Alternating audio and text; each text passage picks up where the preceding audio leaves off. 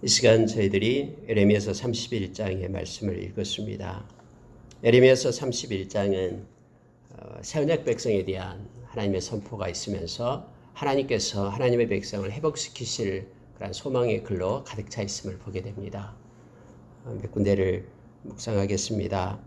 여러분 21장 2절에 보니까 여호와께서 이같이 말씀하시니라. 칼에서 벗어난 백성이 광야에서 은혜를 입었나니 곧 내가 이스라엘로 안식을 얻게 하려 갈 때라 라고 성경은 말씀하시면서요.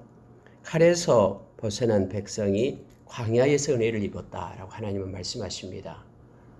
다시 말하면은 이 백성이 광야에서 뭔가 선한 것이 있어서 하나님께 은혜를 받은 게 아닙니다.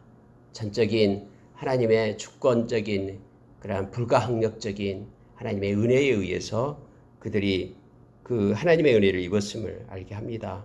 왜냐하면 성경은 곧 내가 이스라엘로 안식을 얻게 하러 갈 때라 라고 말합니다. 하나님의 때에 하나님께서 안식을 주실 그때에 하나님의 백성들이 광야에서 은혜를 입었다라고 말씀하고 있습니다.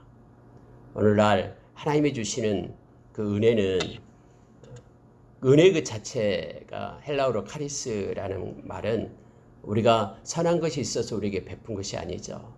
전적인 하나님의 선물이기 때문에 하나님의 그러한 의도에 의해서 하나님의 뜻에 의해서 우리에게 베풀어주고 주어진 것입니다.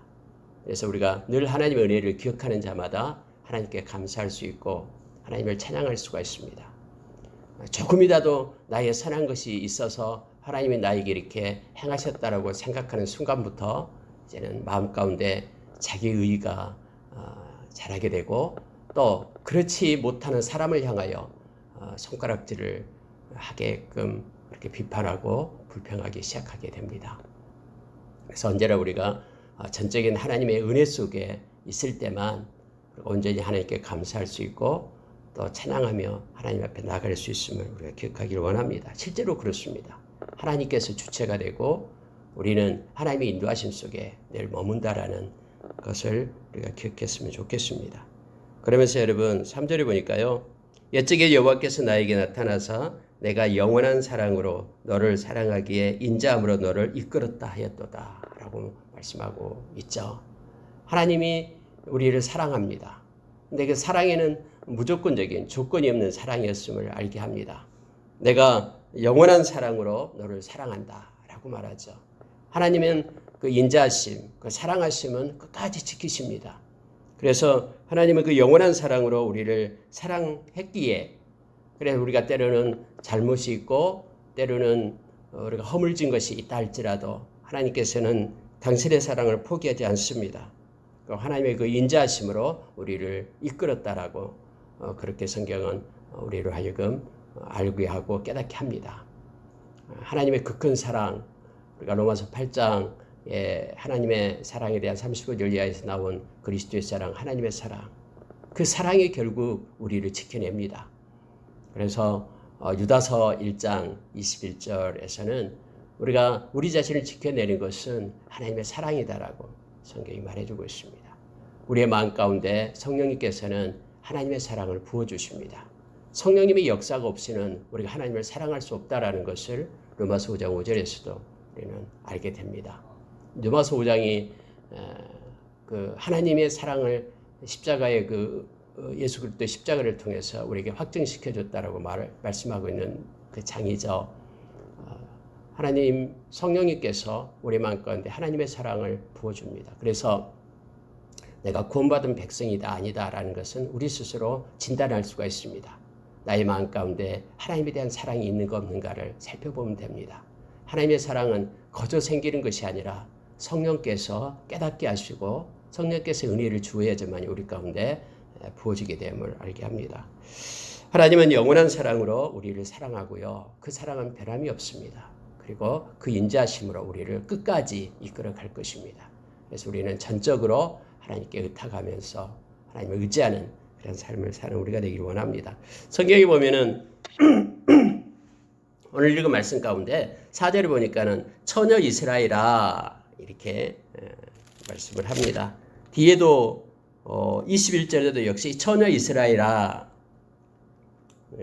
이런 식으로 연결이 돼서 말씀을 하고 있습니다. 여러분, 지금 에레미야 시대에 이스라엘 백성들이 처녀 이스라엘이라고 표현한 것은 이것은 그 역설적인 표현입니다. 다시 말하면은 그렇게 순수하고 순결하고 하나님께만 속해야 될 하나님의 백성임을 말씀 가운데 나타내고 있는 내용입니다. 처녀 이스라엘아, 내가 다시 너를 세우리라. 내가 세움을 입을 것이요 네가 다시 소고를 들고 즐거워하는 자들과 함께 춤추며 나오리라 하면서 마치 처녀 이스라엘이라고 말할 때는 그 신랑 되신 예수님을, 신랑 되신 하나님, 남편 되신 하나님을 향하여 순결한 자로 회복되어 즐거워하며 기뻐하고 있는 그런 모습으로 이 사장을 이렇게 기록을 하고 있는 것이죠. 그러니까 뒤에 나오는 말씀과 연관해서 처녀 이스라엘아 이렇게 표현되고 있음을 보게 됩니다. 여러분, 얼마나 그때 당시 이스라엘 백성들이 하나님을 떠나고 하나님을 반역하고 하나님을 버리고 그렇게 하나님이 싫어하는 가증한 우상을 따라서 갔던 이스라엘 백성 아닙니까? 그래서 결국 그것 때문에 하나님께서 징계로 나라가 멸망을 당하게 되는 것이죠. 그런데 하나님은 처녀 이스라엘이라고 부릅니다. 그러면서 이제는 내가 너를 다시 세우겠다라고 말씀합니다. 그리고 너는 그것 때문에 기뻐하고 즐거워하면서 춤추며 나오게 될 것이다라고 하나님께서는 이제 하나님의 백성을 세우실 거란 계획 속에 있음을 우리로 알게 합니다. 우리가 어제 새벽에 말씀을 나눴듯이 그 에레미야서 29장 11절의 말씀처럼 너희를 향한 나의 생각을 내가 알고 있다 하면서 그것은 재앙이 아니라 평강이다 라고 우리에게 말씀했듯이 하나님께서는 우리를 사랑하는 그 사랑은 영원한 사랑으로, 그리고 영원한 사랑은 언제나 그 사랑에는 우리가 언제나 수고가 있듯이요, 사랑은 언제나 그 결말이 있습니다. 하나님의 사랑은 우리를 다시 회복시키고 새롭게 하고 또 이 순결한 그러한 신부로서 신랑 되신 예수님을 맞이하는 것처럼 그렇게 하나님께서는 이끌겠다라고 우리에게 말씀해 줍니다. 결국 모든 것의 그 흐름의 그 종점은 뭐냐면 우리가 하나님을 경외하고 하나님을 섬기는 자로, 그렇게 새롭게 되는 자로 우리를 세우는 것입니다. 거룩한 교회가 거룩한 신부다라고 말씀하시죠. 신랑 되신 예수님을 맞이하고 영원한 하나님의 나라에서 또 영원한 그런 삶을 살아가는 것, 이것이 궁극적인 목적임을 말합니다. 우리가 베드로전서 1장 9절에서 믿음의 결국은 영혼의 구원이다라고 우리에게 가르쳐줬듯이 다른 뭔가를 막 성취해가지고 세상에 뭔가 기념비적인 것을 세우고 이게 우리의 신앙의 목적이 아님을 우리가 알게 됩니다. 결국 하나님께서는 우리를 거룩한 하나님 백성으로 돌아오게 하며 하나님의 의와 하나님의 평강을 가지고 사는 자로 그렇게 세워가심을 말씀을 통해서 가르쳐 줍니다. 우리가 특히 31장 여러분 7절을 보시면요. 성경은 이렇게 말하고 있습니다. 너희는 여러 민족 앞에 서서 야곱을 위하여 기뻐 외치라. 너희는 전파하며 찬양하며 말하라. 여호와여 주의 백성 이스라엘의 남은 자를 구원하소서 하라. 하나님의 그런 일하심의 그런 내용이 나오고 있습니다. 주의 백성 이스라엘의 남은 자를 구원하소서 하라 해서 남은 자가 나타나게 됩니다. 여러분, 이스라엘의 남은 자를 성경에서 말하면 이사야서에도 나오고요. 이 남은 자에 대해서 말하면은 1차적으로 이제 여기서는 그 생존자를 얘기하겠죠. 뿐만 아니라 이것은 이제 믿는 자들을 가리키고 있음을 보게 됩니다. 다시 말하면은 그들의 죄악에서 떠나 하나님께로 돌아와서 하나님을 깊이 신뢰하면서 하나님께 나아갈 자, 처녀 이스라엘을 말하고 있음을 보게 됩니다. 진정한 남은 자는 바로 회개하는 자가 진정한 남은 자가 되는 것이죠. 다 죽음에 이르게 되는데, 죄의 값으로 다 죽음에 이르게 되는데 그 죽음의 사슬을 끊고 그 죽음에 이르지 않는 남은 자가 될 수 있는 방법은 하나님께로 돌아오는 것밖에 없습니다.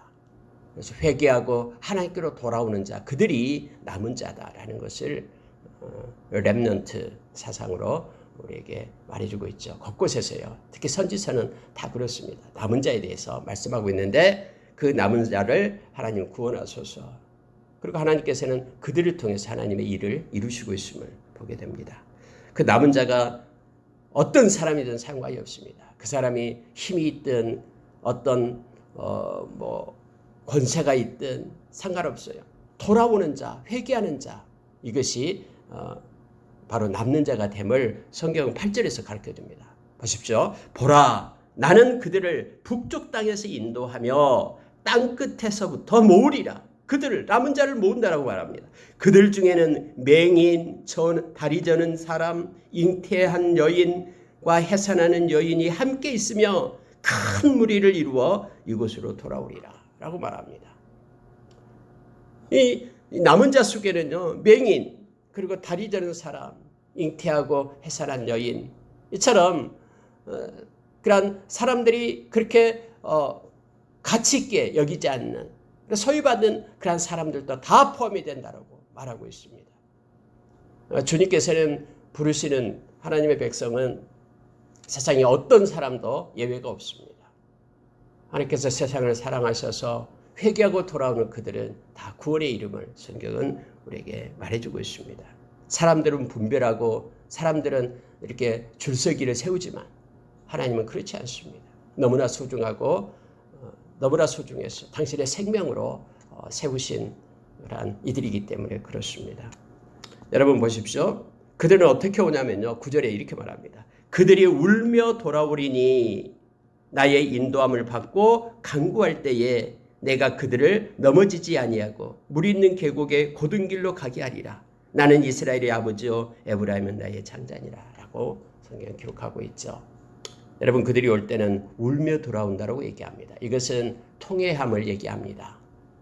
죄에서 돌이켜서 회개하고 돌아오는 자임을 말하고 있는 것입니다. 그들이 울며 돌아온다.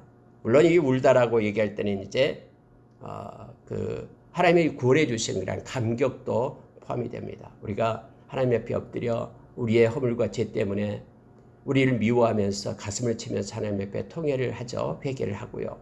뿐만 아니라 하나님께서 구원해 주신, 죄사함해 주신 그 십자가의 은혜에 감격해서 감사해서 또 하나님 앞에 눈물을 흘리죠. 그래서 여러분 이 눈물의 의미는 회개하며 또 하나님이 주신 은혜에 감격해서 흐르는 눈물임을 알게 합니다. 다시 말하면 하나님께로 돌아온 자의 전형적인 모습을 성경은 가르쳐주고 있습니다. 그러면은 이제 돌아오는 자에게 하나님께서는 나의 인도함을 받고라고 말합니다.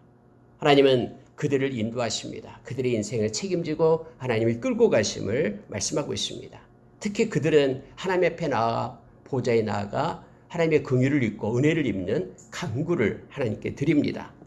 하나님께 돌아오는 자만이 하나님 앞에 기도하며 간구할 수 있는 그러한 조건이 주어지게 되죠. 예수 그리스도의 보혈을 힘있는 자만이 하나님의 보좌에 나가서 하나님 앞에 기도하며 하나님께 교통하는 은혜를 입게 되죠. 우리가 히브리서 4장 16절에서 그렇게 성경을 말해주고 있죠. 15절 16절에서 말씀해주고 있습니다. 물 있는 계곡에 곧은 길로 가게 하리라 이렇게 되어 있습니다. 내가 그들을 넘어지지 아니하고 물 있는 계곡에 곧은 길로 가게 하리라. 이건 하나님의 인도하심 속에 있는 것입니다. 세상은 아무리 그렇게 왜곡되고 굴곡지고 그런 험한 그런 풍파가 있다 할지라도 하나님께로 돌아오는 자는 하나님의 인도하심 속에 있기 때문에 우리가 이사야서 43장에서 말씀한 것처럼 불을 지나고 물을 지난다 할지라도 그것들에 의해서 너희들이 그 피해를 입지 않고 하나님의 보호하심 속에 있게 될 것이다. 왜냐하면 내가 함께하기 때문이다라고 주님이 말씀하신 것처럼 사랑하는 자와 함께하기 때문에 오늘 말씀 가운데도 마찬가지입니다. 너희들이 거칠게 하고 넘어지게 하는 것들이 있지만은 내가 너희들을 붙들어 주리라. 그래서 넘어지지 않게 하리라. 그리고 물이 있는 계곡으로 그 곧은 길로 내가 너희들을 가게 하겠다라고 하나님께서 남은 자를 그렇게 인도하시고 이끌겠다고 약속하십니다. 왜냐하면 내가 아버지고 또 너희는 나의 아들이다 라고 성경은 말씀하고 있습니다. 여러분 12절에 넘어가면은요. 자, 그들이 와서 이제 남는 자가 온 겁니다. 남은 자들이 하나님께서 인도하신 백성, 하나님께로 돌아오는 백성을 하나님이 인도하시는데 그들이 와서 시온의 높은 곳에서 찬송하며 여호와의 복 곧 곡식과 새 포도주와 기름과 어린 양의 떼와 소의 떼를 얻고 크게 기뻐하리라. 그 심령은 물된 동상 같겠고 다시는 근심이 없으리로다 할지어다. 여러분 하나님께서 인도하심 속에는요. 물론 영적인 그런 것은 말할 것도 없습니다. 하나님을 찬양하고 경배한다라는 것은 마음으로부터 나오는 그런 하나님의 백성들의 모습이죠. 뿐만 아니라 하나님께서는 그들의 삶을 책임지겠다고 말합니다. 여호와의 복을 주겠다고 말하면서 오늘 곡식과 새 포도주와 기름과 어린 양떼와 소떼를 얻고 크게 기뻐하리라 해서 하나님께서는 우리의 육신적인 모든 삶들도 하나님이 책임져 주심을 성경은 말씀해 줍니다. 예수님께서 요한복음 6장 35절에서 나는 생명의 떡이다라고 말씀하면서 내게 오는 자는 결코 줄이지 않는다. 나를 믿는 자는 영원히 목마르지 않는다라고 말씀했다는 그 줄이지 않고 목마르지 않는다라는 속에는 하나님의 모든 것들이 포함되어 있습니다. 영적인 것, 육적인 것 모든 것들을 예수님께서 생명의 떡이 되기 때문에 우리를 이끌고 또 우리를 인도할 것이다라고 말씀을 하십니다. 우리는 그 말씀을 믿습니다. 그리고 하나님께서 약속하신 여호와의 복 그리고 그들이 돌아와서 시온에서 마음을 다해서 하나님을 찬양하고 경배하는 그들에게 하나님의 책임지고 이끌어 주심을 말합니다. 특히 심령에 대해서 말하는데요. 심령이 물된 동상 같을 것이다 라고 말하고 있습니다. 바짝 마른 그 땅에 이제는 물이 공급돼서 비옥한 옥토가 되듯이 심령이 마음이 물된 동사같이 하나님으로 인하여 부요한 하나님으로 인하여 풍부한 그들이 되게 될 것이다라고 말합니다. 그럴 때 그들은 다시는 근심이 없고 하나님의 평강이 있게 될 것이다라고 말씀해 주고 있습니다. 회개하고 하나님께로 돌아오는 자 그리고 이제 하나님의 백성으로 새롭게 세워진 자 그들을 향한 하나님의 복을 지금 성경은 우리에게 말씀해 주고 있습니다. 우리 가운데 믿음이 점점 식어질 때 나타나는 현상이 뭐냐면 가장 먼저 마태복음 6장에서 나오는 것처럼 근심과 염려가 우리에게 찾아옵니다. 그래서 막 그 염려와 근심이 우리를 끌고 가고 세상의 어떤 환경이 하나님의 말씀보다 더 커 보이고 그래가지고는 그곳에 우리가 낙심하고 주저앉게끔 그렇게 악한 자가 계속해서 그렇게 미혹을 하죠. 우리의 믿음이 떨어질 때 그렇습니다. 그래서 올리고피스토이 믿음이 작은 자들아 왜 근심하느냐라고 우리 주님 우리에게 말씀합니다. 그리고 또 나타나는 것이 이제 두려움이 오기 시작합니다. 마태복음 8장에서 그렇게 말씀하고 있죠. 두려움에 한번 붙들리게 되면은요 모든 것이 두려움으로 바꿔져 버립니다. 뭐 자녀에 대한 걱정뿐만 아니라 미래에 대한 걱정, 이 나라에 대한 걱정. 근데 그것이 걱정이 이제는 더 두려움 가운데 있게 됩니다. 이대로 가면 죽을 것 같은 그러한 두려움 속에 있게 되죠. 이 두려움은요 세상 끝날 때까지 우리를 괴롭히죠. 이 두려움, 특히 마지막 때는 죽음에 대한 두려움까지도 막 오게 됩니다. 세상에서. 그러나 우리 가운데 우리가 말씀을 따르고 말씀을 믿는 믿음이 우리 가운데 있을 때는 두려움이 변해서 우리에게 희망이 되고 소망이 되어버립니다. 그러니까 믿음이 약해지면은 근심 걱정이 오고요. 그 다음에 두려움이 오고요. 그 다음에 의심이 생기기 시작합니다. 여러분 의심이 생기면요 꼬리에 꼬리를 물고 계속 나타나는 거예요. 그래서 우리는 막 밤을 지새우게끔 하고 그렇게 되죠. 그리고 말씀에 대한 그러한 깨달음이 소멸됩니다. 올리고피스토이라는 그런 말을 써서 하나님 우리 주님께서 우리에게 가르쳐 주실 때 그러한 것들이 나타나게 됨을 보게 되죠. 그리고 경건의 능력을 상실하게 되죠. 그래서 결국 모든 것들이 믿음에 의해서 이루어지는데 그 믿음은 말씀을 붙잡는 그리고 말씀을 그대로 순종하는 것이 믿음임을 성경 우리에게 말씀해 주고 있습니다. 이제 남는 자에게 하나님께서는 물된 동상 같게끔 그의 심령을 그렇게 행하겠다. 마음이 부요한 자로 평강과 근심이 없는 자로 평강을 주시고 근심이 없는 자로 그렇게 세우겠다고 말합니다. 특히 여러분 13절에 내려가면요. 내가 중간입니다. 그들의 슬픔을 돌려서 즐겁게 하며 그들을 위로하여 그들의 근심으로부터 기쁨을 얻게 할 것입니다. 하나님께서는 우리의 마음을 주장하시겠다라고 약속하신 거예요. 내가 막 우리의 마음을 내가 이러면 안 돼야지라고 막 이렇게 정하고 내가 의지로 이거 행한다라는 것이 아니다라는 것을 성경은 말해주고 있습니다. 하나님께 우리가 기도함으로 인하여 하나님이 주시는 그런 평강과 기쁨이 우리의 마음 가운데 넘치게 됨을 알게 합니다. 왜냐하면 하나님께서 슬픔을 돌리겠다라고 얘기합니다. 돌려서 즐겁게 하며 또 위로하겠다라고 말합니다. 그래서 근심으로부터 기쁨을 얻게 할 것이다 라고 하나님은 약속해 주고 있죠. 우리는 이 말씀을 믿습니다. 세상이 아무리 그렇게 고난 가운데 또 어떤 핍박 가운데 박해 가운데 있다고 할지라도 우리의 마음 가운데 평강의 영광을 흐리게 하시는 분이 바로 하나님이심을 성경은 알게 합니다. 여러분 14절 보십시오.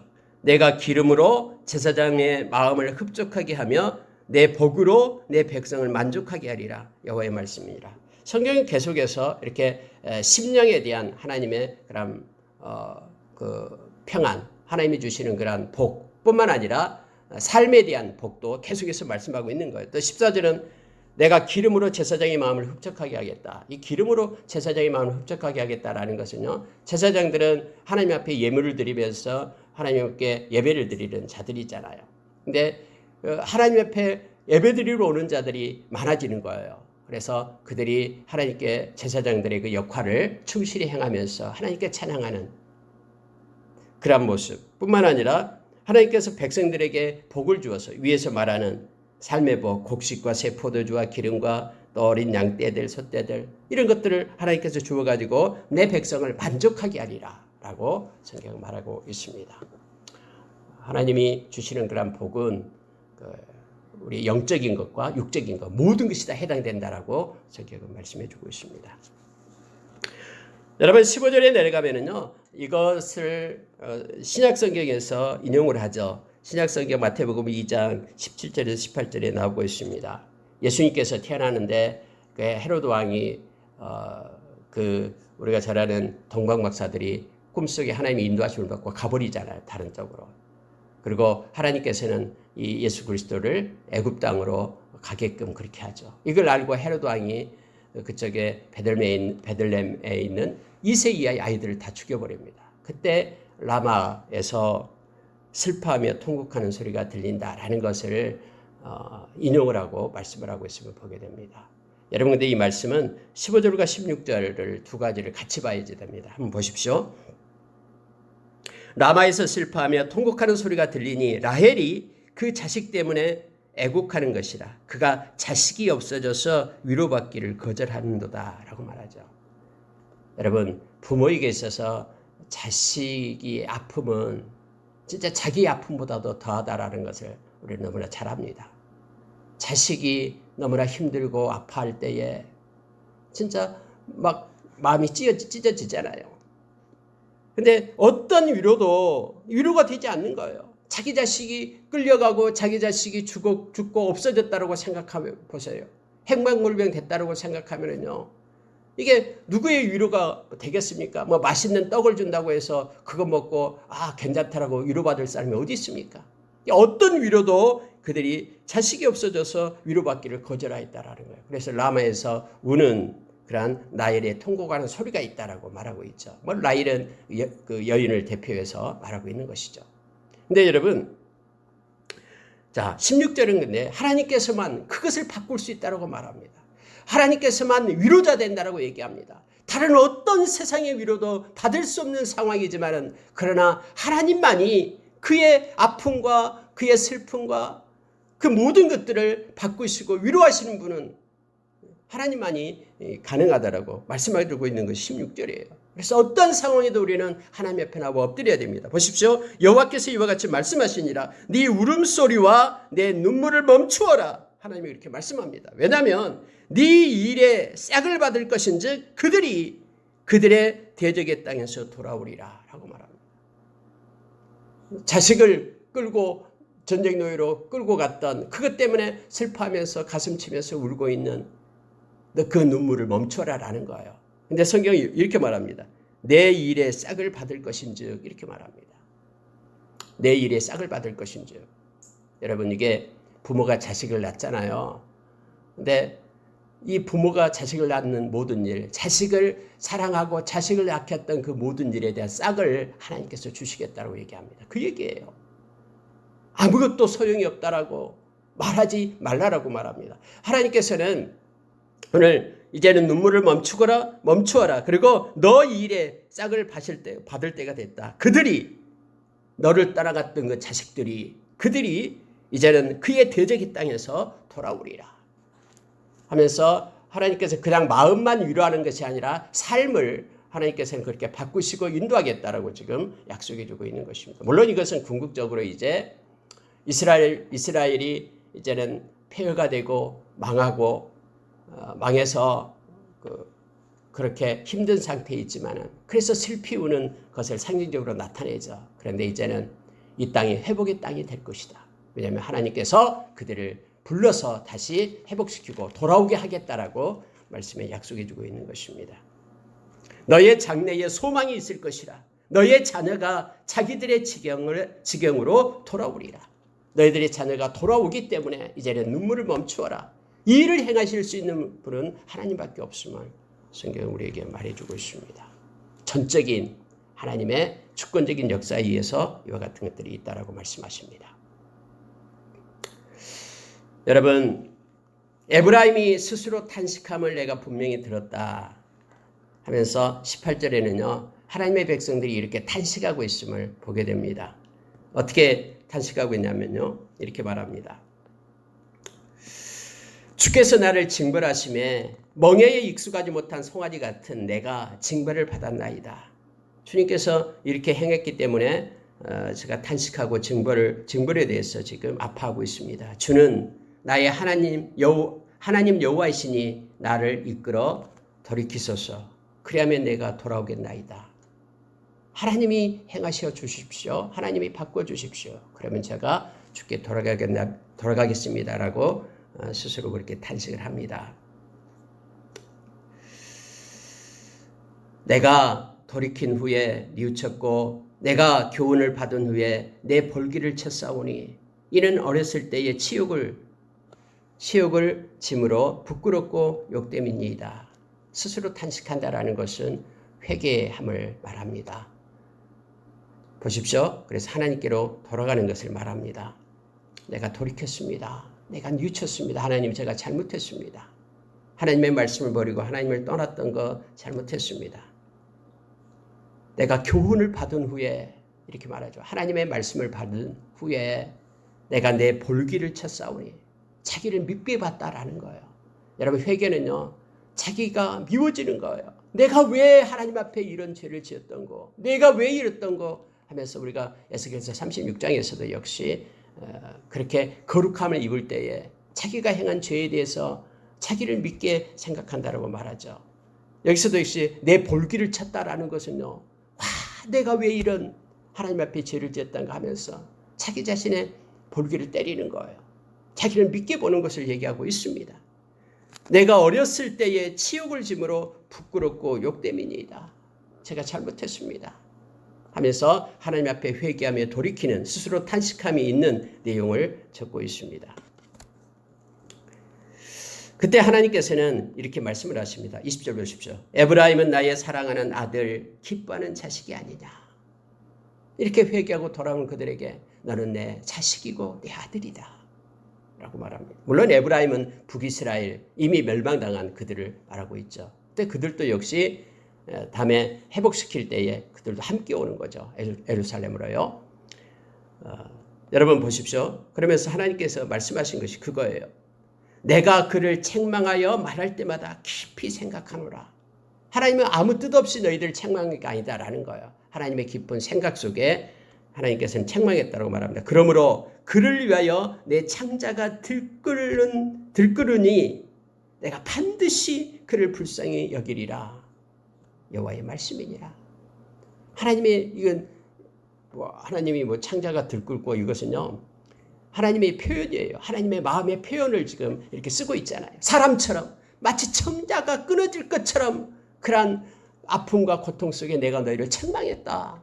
하나님은 언제나 그렇거든요. 하나님은 우리를 책망할 때요. 우리에게 우시면서 책망을 하시잖아요. 하나님의 눈물이 있잖아요. 그러면서 내 창자가 들끓은 것처럼 너희를 책망했다. 그러나 내가 반드시 너를 불쌍히 여겨서 회복시키리라. 하나님 앞에 인정하고 돌아오는 스스로 탄식하는 그들에게 하나님께서 이렇게 하신다라고 말씀을 우리에게 가르쳐 줍니다. 그래서 우리가 하나님 앞에 나와서 이렇게 탄식하면서 나올 때 하나님은 우리의 마음을 소생시켜 주시겠다고 약속하셨잖아요. 이사야서에서요. 그리고 우리가 겸손히 하나님 앞에 나갈 때에 하나님이 우리의 영을 소생시켜 주시겠다라고 약속해 주고 있습니다. 21절, 22절에 보면은 21절에서는 아까 얘기했던 처녀 이스라엘아 이렇게 말했고요. 22절에는 반역한 딸아 이렇게 두 개를 대두해서 우리에게 가르쳐 줍니다. 이런 말씀을 보십시오. 너의 이정표를 세우며 너의 편말을 만들고 큰 길 곧 네가 전에 가던 길을 마음에 두라. 돌아오라. 내 성읍으로 돌아오라. 하면서 너의 이정표를 세우라라고 얘기합니다. 너의 이정표, 너의 아이덴티티, 너의 정체성을 알아라라고 얘기합니다. 너는 나에게 속한 자고 너는 하나님의 백성이다라는 너의 이정표를 세우라라고 얘기합니다. 너의 편말을 만들고 너가 전에 가던 길, 전에 나를 섬기며 나의 백성으로 그렇게 섬겼던 그 길을 마음에 두고 돌아오라라고 말합니다. 근데 22절에는 이렇게 말합니다. 반역한 딸아 네가 어느 때까지 방황하겠느냐라고 말합니다. 돌아오지 않는 자는 반역한 딸이라고 얘기합니다. 어느 때까지 방황하면서 나에게로 돌아오지 않겠느냐. 돌아오는 그런 위에서 말하는 처녀 이스라엘이라 이렇게 말하고요. 어느 때까지 방황하고 있는 돌아오지 않고 방황하고 있는 그들을 향해서는 반역한 딸아라고 말합니다. 여호와가 새 일을 세상에 창조하였나니 곧 여자가 남자를 둘러싸리라. 하나님께서는요 새 일을 창조했다라고 얘기합니다. 그러니 이제는 내게로 돌아오라. 그런데 성경은 좀 뒤에가 그랬죠. 여자가 남자를 둘러싸리라. 여러분 이게 무슨 뜻입니까? 여자가 남자를 둘러싸는 그런 새 일을 창조했다라고 말합니다. 그러니 이제는 돌아오라라고 방황하지 말고 돌아오라라고 말합니다. 여기서 둘러싼다라는 것은요 도움을 주고 또 그를 세운다라는 뜻입니다. 왜냐하면 원래 여자는 좀 약하죠. 그래서 남자가 둘러싸고 남자가 그에게 도움을 주고 그래야 됩니다. 이 둘러싸다라는 것은 보호한다라는 뜻이 되거든요. 이렇게 다른 것들이 근데 남자를요 여자가 둘러싸서 남자를 보호한다라는 거예요. 이것은 지금까지 생각하지 못하는 그런 전혀 새로운 새 일이죠. 그러니까 하나님께서 행하시는 그 일은 지금까지 나타나는 것과는 다른 전혀 다른 일들이 이루어질 것이다라고 지금 말씀하고 있는 내용이에요. 하나님이 새 일을 세상에 창조하실 그때는 지금과는 전혀 다른 새로운 개념이 생겨날 것인데 바로 여자가 남자를 돌보고 사랑하는 일이 생겨날 것이다라는 걸 말하고 있습니다. 지금까지는 남자가 여자를 보호하고 했는데 이제는 여자가 남자를 보호하는 전혀 새로운 일을 내가 만들었으니 이제는 내게로 돌아오라. 이제부터 새 일이 행해질 것이다라고 말하고 있는 내용입니다. 물론 여러분 이것은 상징적으로 말씀하고 있는 내용이죠. 전혀 새로운 일이다라고 말씀하신 것과 동시에요. 이것은 여기서 이제 여자와 남자는 지금까지는 남자가 여자를 이끌었지만 이제부터는 여자가 남자를 돌보리라라는 그런 개념 가운데 있으면서 상징적으로 여자는 교회를 나타냅니다. 신부되는 교회를 말하고 있고요. 이 남자는 예수 그리스도, 신랑 되신 예수 그리스도를 상징적으로 예표하고 있음을 우리가 깨닫게 됩니다. 이런 지금까지는 옛 언약이지만은 그래서 다음에 이제 새 언약 백성이 나오는 거예요. 31장 31절부터 새 언약 백성이 나오는 거예요. 새 언약 백성 다시 새롭게 전혀 새로운 일이 나타나는데 그것은 바로 예수 그리스도를 통해서 많은 이들이 이제는 예수님을 섬기고 하나님을 섬기는 그러한 새로운 일들이 일어나게 될 것이다 라고 말합니다. 지금까지는 하나님의 백성으로 세웠지만은 하나님의 백성이 하나님을 계속해서 떠나고 하나님의 그런 말씀을 어기고 그렇게 해서 하나님은 계속해서 부르고 이런 상태였던 것이 이제는 새롭게 대해서 새 언약 백성이 나타날 때는요. 하나님의 백성의 마음 가운데 말씀이 있어가지고 그들이 이제는 하나님을 섬기고 하나님께 찬양하고 경배하는 그러한 섬기는 그러한 일들이 새로운 일들이 일어나게 될 것이다라는 것을 예표하고 있음을 보게 됩니다. 하나님께서는 내가 피곤한 심령을 상쾌하게 하며 모든 연약한 심령을 만족하게 하였습니다 라고 25절에서 말씀하고 있습니다. 다시 말하면 이제는 마음을 새롭게 하는 것을 말해주고 있죠. 그게 새 언약 백성의 특징입니다. 모세의 율법을 가진 옛 언약 백성은요, 그 말씀만 지키면 되는 거예요. 그래서 마음이 어떻게 됐든 살인하지 않으면 되는 거예요. 그러나 우리가 예수님께서 우리에게 가르쳐줬던 새 언약 백성은 이 살인한다라는 것이 겉으로는 행하지 않았어도 마음이 미워하는 마음이 있으면 살인한 자다라고 얘기하잖아요. 다시 말하면 더 나은 의를 가진 그런 하나님의 백성으로 세워지게 되는 거예요. 마음으로부터, 심령으로부터 마음속에 하나님의 법이 있고 그 말씀을 이끄는 분이 바로 성령님이 계셔서 말씀을 가지고 살게끔 진리 가운데로 우리를 인도하시는 그러한 새 언약 백성은 이제 하나님을 섬기며 하나님을 기뻐하는 그리고 예배하는 그런 백성이 나타나게 될 것이다라고 말하고 있습니다. 자, 여러분 31절로 내려가겠습니다. 여러분 28절 말씀 보고 가야 되겠네요. 깨어서 그들을 뿌리 뽑으며 무너뜨리며 전복하며 멸망시키며 괴롭게 하던 것과 같이 이제는 내가 깨어서 그들을 세우며 심으리라. 여호와의 말씀이니라.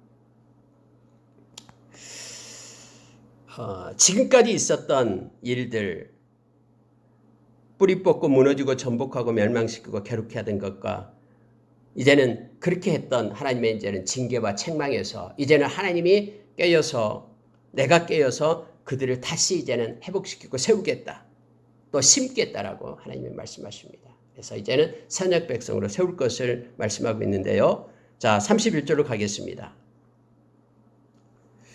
이스라엘 집과 유다의 집에 새 언약을 맺으리라.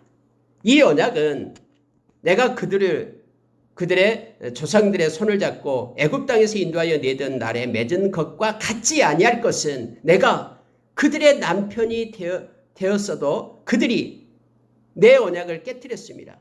여호와의 말씀이니라. 그러나 이날 후에 내가 이스라엘 집과 맺을 언약은 이러하니 곧 내가 나의 법을 그들의 속에 두며 그들의 마음에 기록하여 나는 그들의 하나님이 되고 그들은 내 백성이 될 것이라.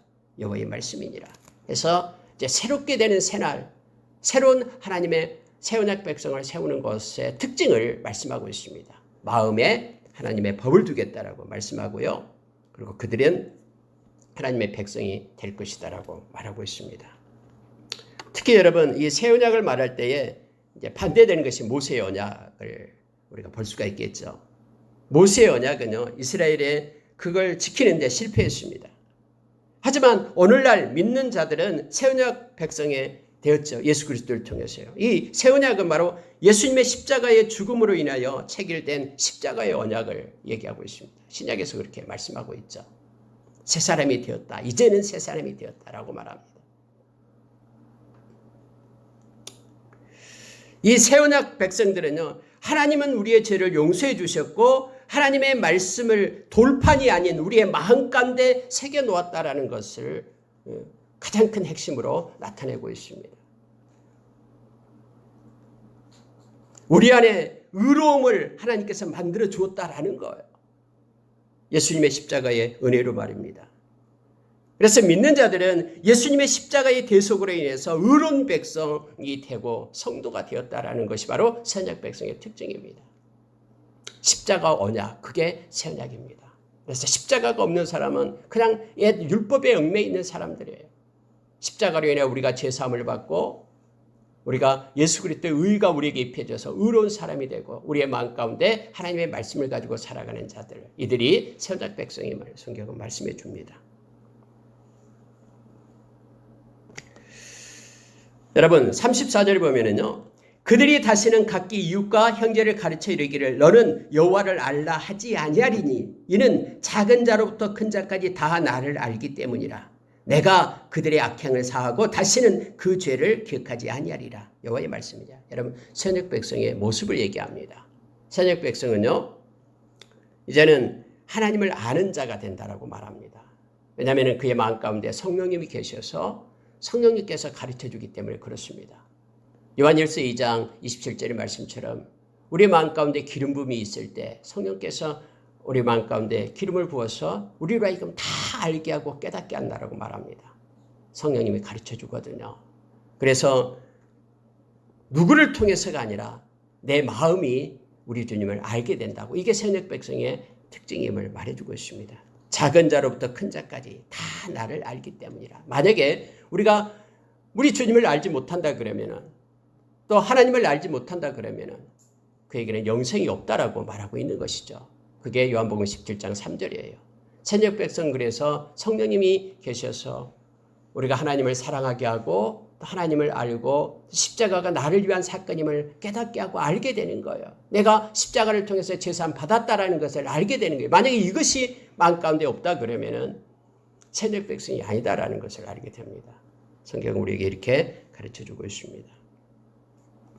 자, 38절 보고 마치도록 하겠습니다. 보라, 날이 이르리니 이 성은 하나님의 망대로부터 모퉁이 문에 이르기까지 여호와를 위하여 건축될 것이라. 여호와의 말씀이니라.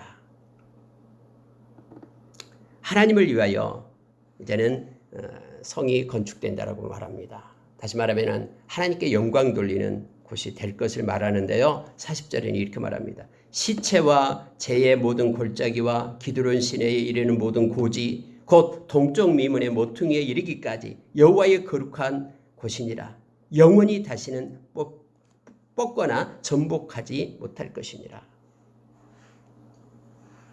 여호와를 위하여 하나님의 성이 건축되는데, 그것은요, 그 전에는 시체가 가득하고 또 재가 가득했던 그런 골짜기, 기드론 시내에 이르기까지 모든 곳이 거룩한 곳이 되어서 이곳에 건축된 그러한 하나님을 위한 성은 영원히 다시 뽑거나 전복되지 못한다라고 성경은 말씀해주고 있죠. 하나님의 거룩한 것이 될 것이다라고 말하는 것은 새로운 그러한 일, 새로운 변화를 말하고 있죠. 열방 곳곳에서 이 말입니다.